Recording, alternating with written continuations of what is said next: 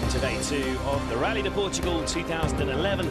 The sinuous mountain stages that loom over the Algarve coast provide the battleground for this attritional rally. With 132 kilometres of day 1 complete, the rally is finally poised. Day 2 will be critical. And this is what lies ahead on the second day of the Vodafone Rally to Portugal. A loop of 3 stages in the hills above Faro will be repeated in the afternoon, making up a total competitive distance of 148 kilometres. Every day here in Portugal will focus on a stage of the day. Here on day 2, it's the arduous endurance test that is Algarve. Punctures on day 2 will be a real concern.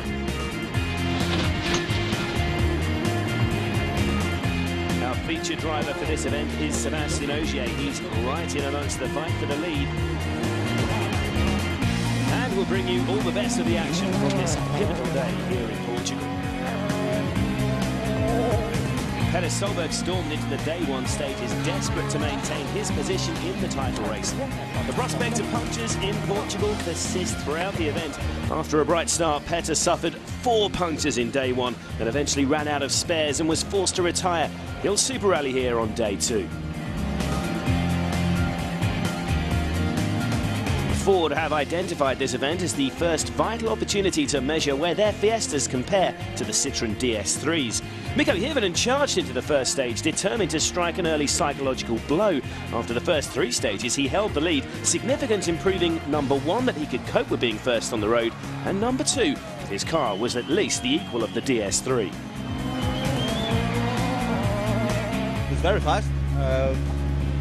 He's very fast or I'm very slow, I don't know.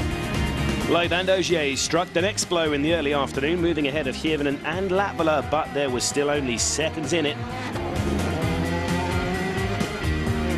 This was a huge day for Jari-Matti Latvala as he had to battle the furies of Felices and the haunting memories of his horrific crash on that stage in 2009.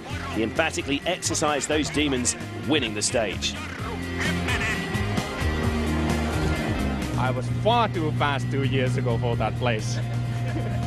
He had taken the rally lead by the end of the day, but it was not entirely through his own making.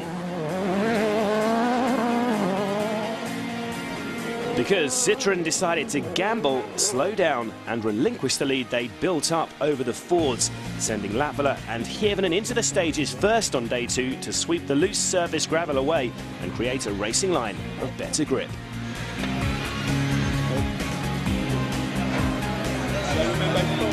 I was pushing all the day and we couldn't take really an advantage on the Fords, so I decided to stay behind Mikko. I thought Latvala will do the same, and finally he pushed, so now he's 13 seconds in front, but we'll see. We are, I think, still in a good position.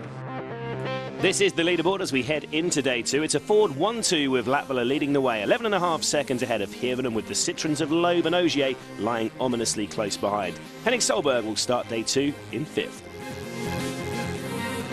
Our featured driver, Sebastian Ogier, had his maiden win here last year and is confident his road position will work to his advantage.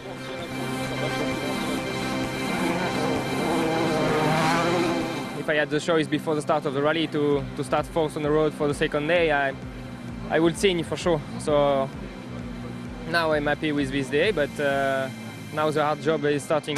Let's take a look at the road order for day 2. Latvala leads the way, followed by his teammate Mikko Hirvonen. Citroën drivers Loeb and Ogier are next after their tactical drop the previous day. Then comes Stobart M Sport drivers Henning Solberg and Matthew Wilson, and leading local driver Armindo Araujo in the Super 2000 Mini. There are also Super Rally restarts for Norwegians Peter Solberg and Mads Osberg after their nightmare opening days. First up is our stage of the day then, the longest at 26 kilometres. Algarve is another classic Portuguese test. There's been a bit of overnight rain, and will that have done enough to dampen the dust and nullify the Citroën's advantage? As we join Jari